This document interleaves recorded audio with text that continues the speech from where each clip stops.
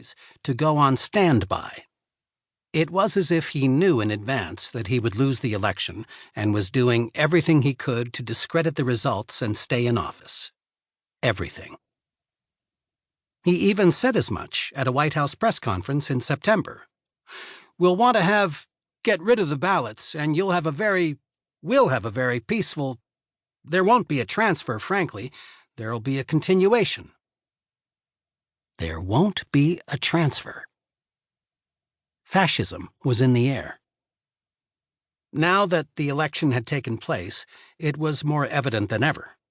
All the votes had not yet been counted, and Joe Biden clearly appeared to be winning, but Donald Trump falsely claimed victory. With so much undecided and the nation in limbo, one thing had become horrifyingly clear. This really was America, and it wasn't pretty. One way or another, the nightmare we were living through would likely go on and on. For months, much of the country had been self-isolated, quarantined, and/or curfewed during the COVID pandemic, the days blending together Groundhog Day style, a recurring horror show, as Fintan O'Toole wrote in the Irish Times in April 2020, in which all the neuroses that haunt the American subconscious dance naked on live TV. Time had collapsed. It had no meaning to tens of millions of Americans who stayed home day after day, locked down in semi-isolation. And truth had collapsed as well. News cycles could be measured in nanoseconds, huge parts of them so tainted with disinformation that many viewers were unsure what to believe. Born with the original sin of slavery, the United States, thanks to a virus, was pulling back the curtain to reveal its dark, dark secrets for all to see. An impossibly decadent shadow world of Kompromat, the Russian term for compromising material, treachery, sex trafficking, racism, and greed.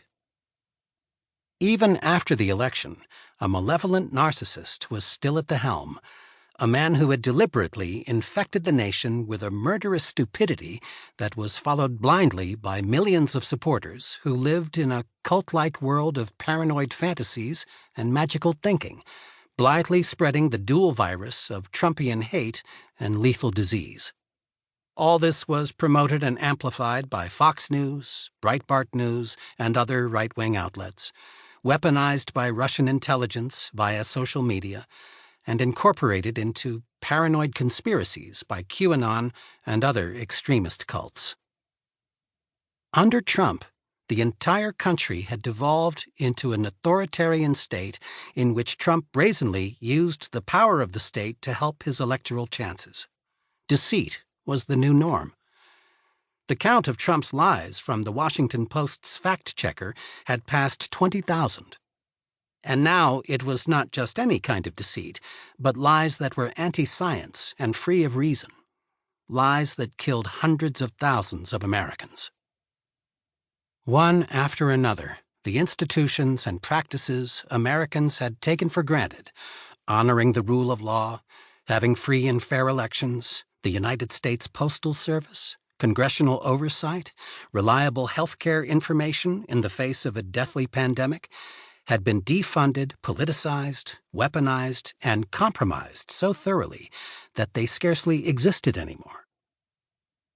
And in the Department of Justice, Attorney General William P. Barr held sway as Trump's chief enabler, granting Trump imperial powers, emasculating Congress, eliminating inspectors general, the guardians of checks and balances right and left, granting clemency to criminals who played key roles in subverting the 2016 election, and through phony investigations of Ukraine and Joe Biden, rewriting history so as to exculpate both Donald Trump and Russian President Vladimir Putin.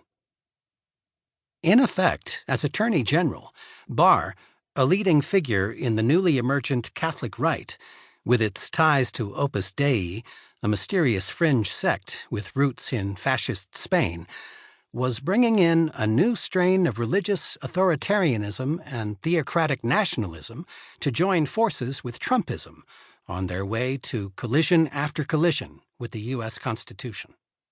All this in a world